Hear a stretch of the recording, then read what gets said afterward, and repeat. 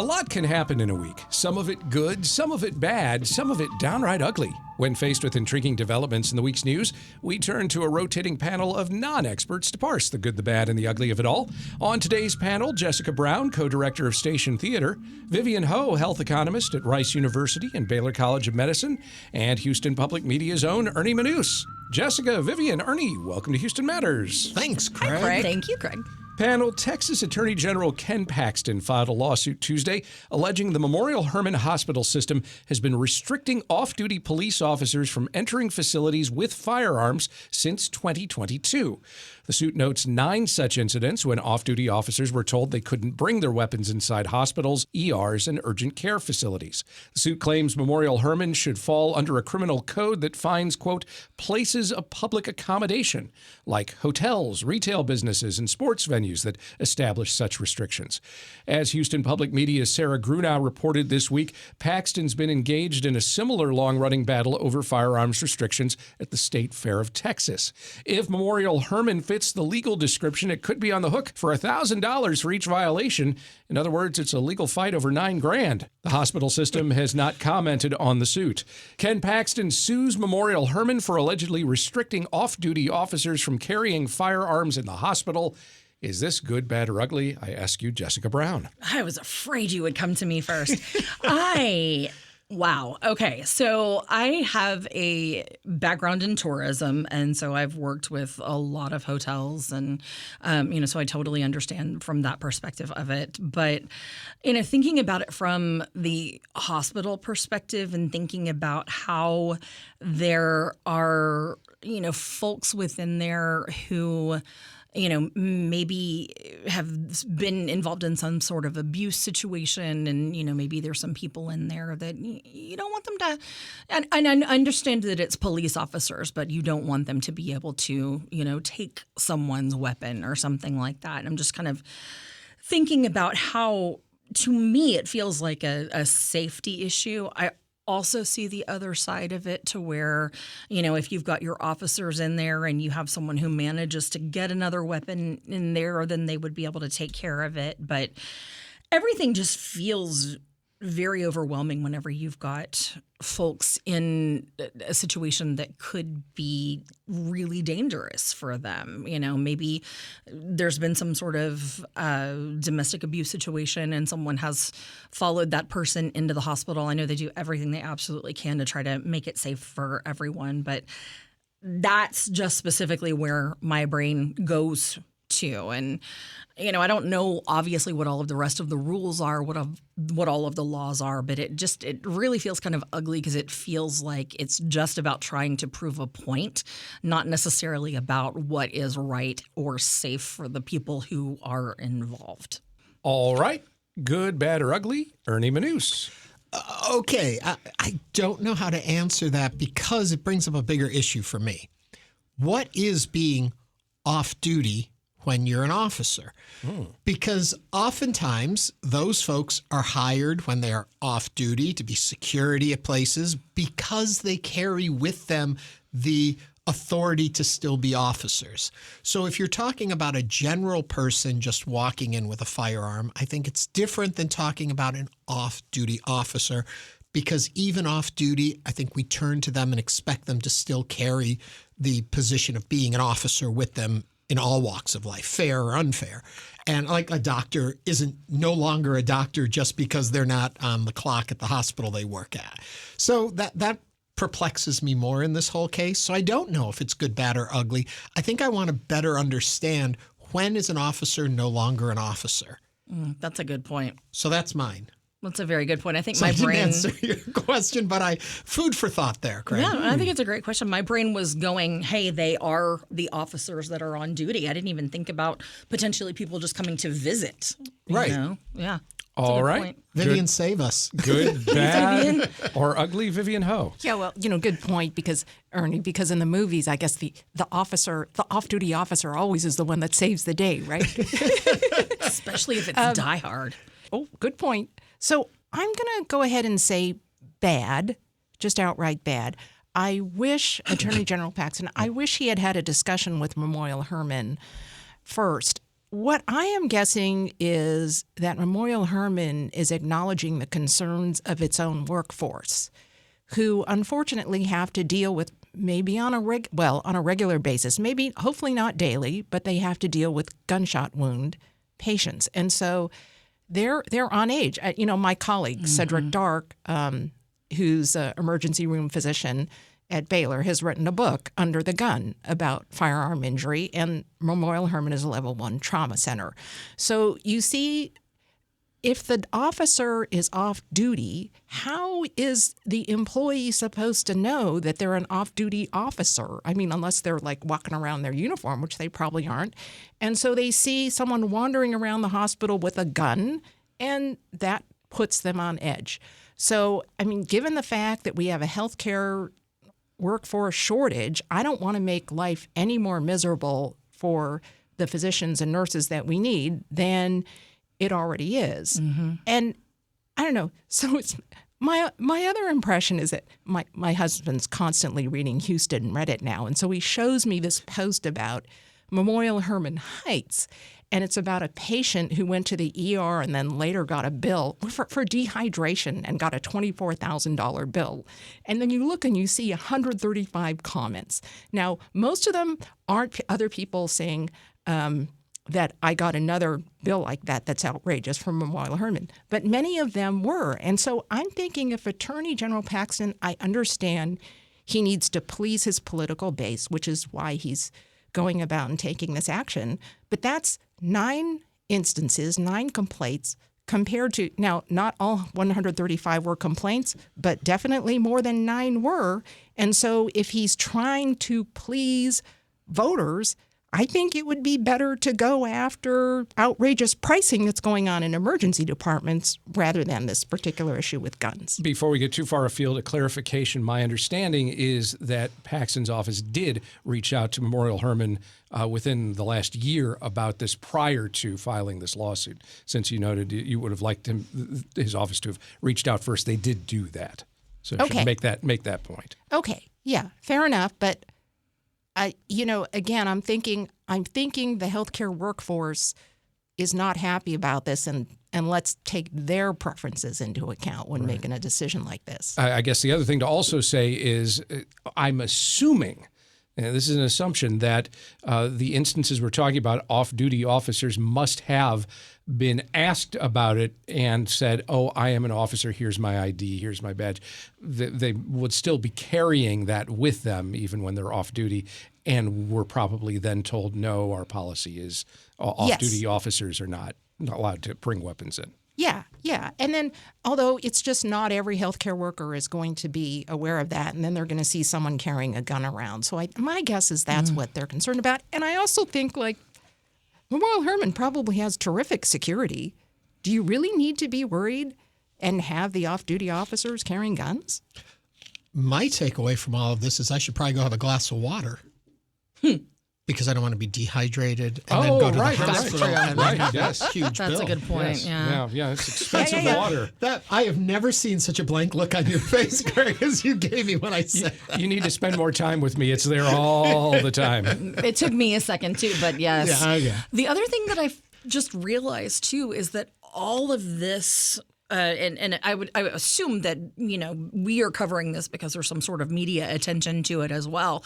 But all of this over $9,000, so it really is probably to get it out into the media, and so it really is more about his constituents rather than caring one way or the other. Maybe, I don't know. In that case, job well done, everybody. We did it. Panel, a hearing's been scheduled for next week in federal bankruptcy court over the fate of InfoWars, the flagship site of Austin-based conspiracy peddler Alex Jones. You may recall Jones owes the families of victims of the 2012 Sandy Hook Elementary Massacre $1.5 billion in damages for calling the mass school shooting a hoax, accusing relatives of being crisis actors, and inciting his supporters to harass and threaten the families. That led to the sale of InfoWars and its parent company, which appeared to have been purchased at auction by the satirical news site The Onion, partnering with those same families. But Jones says the sale should go to another bidder, First United American Companies, who, what were the chances, runs Alex Jones' online supplement store. He's also asking the court to keep The Onion from using his likeness should the auction results be upheld. Jones characterizes the legal wrangling as taking on the deep state. He claims without evidence that the CIA is behind the sale. The Onion hopes to turn InfoWars into a parody site. First United questions the auction's closed bidding process. Federal Judge Christopher Lopez has paused the sale while he hears the case. The InfoWars saga isn't over yet. Is this good, bad, or ugly? Ernie. It's fabulous because the obvious joke here, which somebody would make if I don't, is if the Onion started running it, how would we know the difference? But I knew that joke would be there. But I do find this whole process fascinating about what's happening there.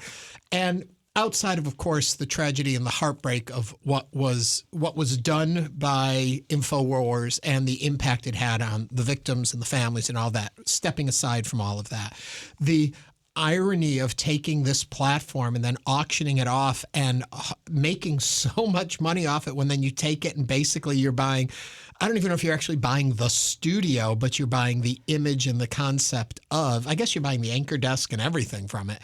It fascinates me, and I would love to see what's going to happen with it. And so I just think it's a fun story to follow from that part of it, but not from the tragedy that birthed it. Good, bad, or ugly, Vivian? Yeah, the fact that the sale is and the auction is being challenged is bad. I agree with Ernie. More humor, fewer supplements. Just end of story.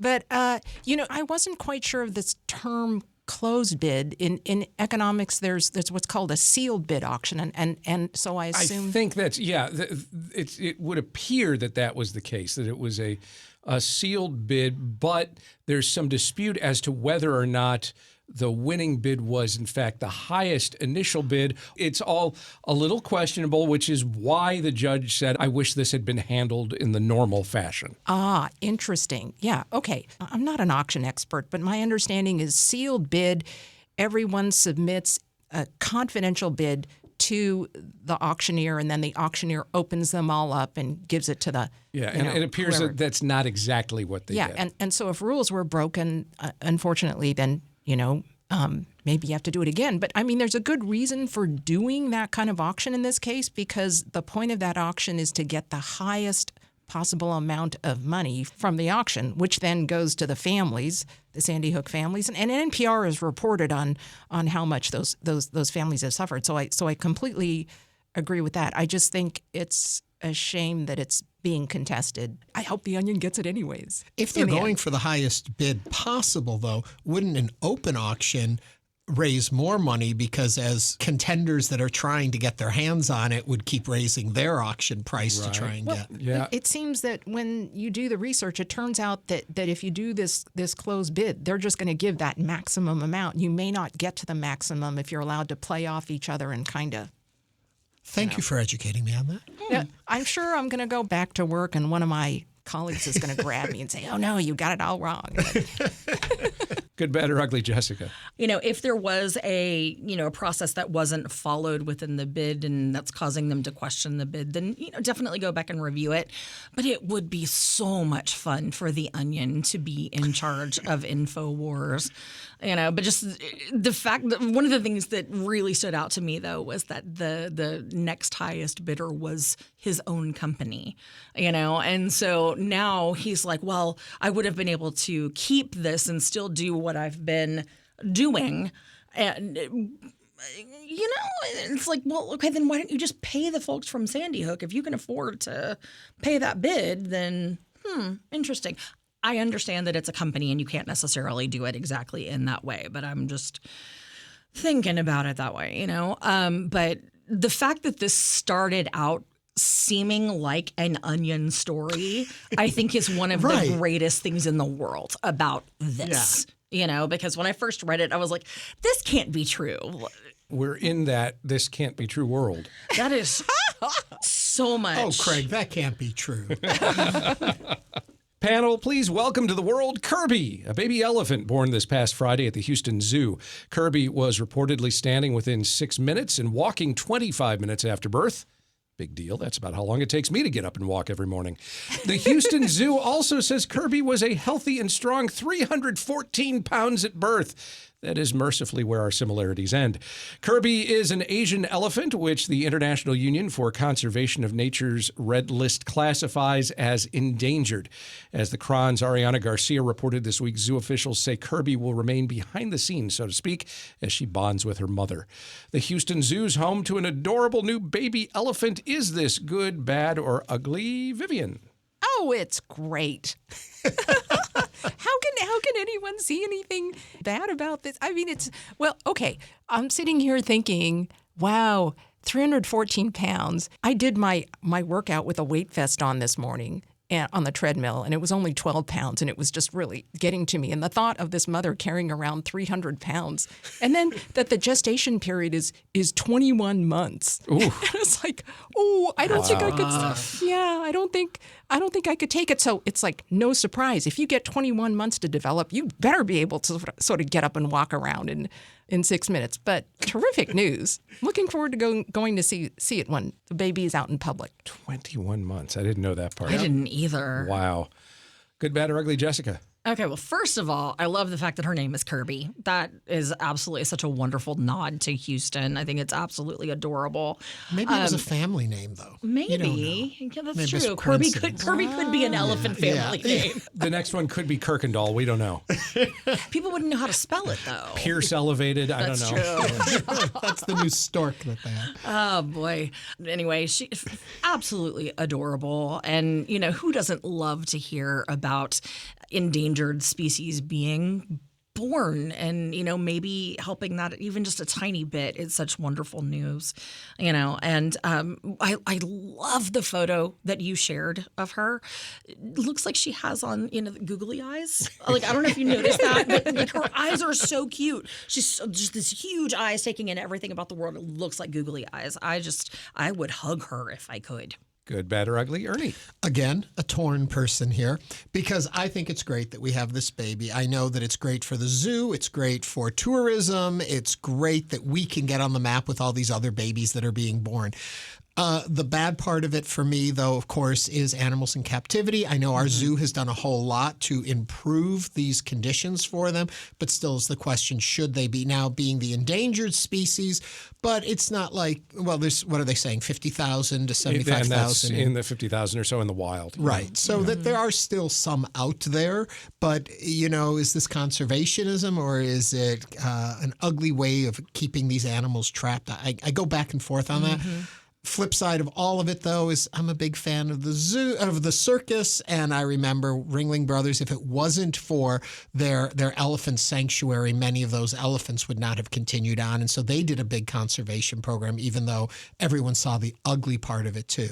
So I think when we look at our own local zoo, we have to understand the conservation of it, but also that there is a complicated history with putting these animals on display. Definitely. Fair enough. Jessica Brown is co-director of Station Theater. Vivian Hose, a health economist at Rice University and Baylor College of Medicine. And Ernie Manusco's where we tell them here at Houston Public Media. Jessica, Vivian, Ernie, thank you very much. Thank you, Craig. Thank you, Craig. That was the best sign-off I have ever gotten. I love that. He goes where we tell him to.